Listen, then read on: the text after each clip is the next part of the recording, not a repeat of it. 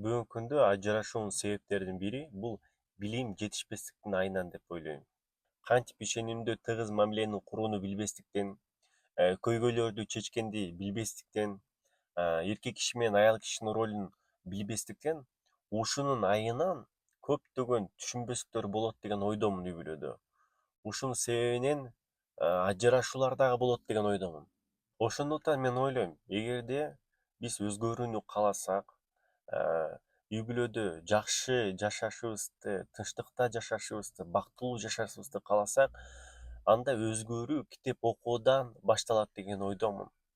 Биз китептерден кантип көйгөйлөрдү чечсек болот, бактылуу жашаш үчүн кандай сапаттар керек, эмне кылыш керек деген суроолорго жоопторду ала алабыз. Ал жактан биз жакшы бир кеңештерди, жакшы бир маалыматтарды ала алабыз. Ошондо үй бүлөлүк жашоодо жашоо жеңилирээк болобу деген ойдомун. Ошондо биз үйүбүзгө тынчтык орното алабызбы деген ойдомун. Ошондо биз бактылуу жашай алабызбы деген ойдомун. Ошондуктан туугандар, эгерде бактылуу үй бүлө кургум келет десеңер, анда үй бүлөлүк жашоого тиешелүү китептерди окуп баштаңыздар.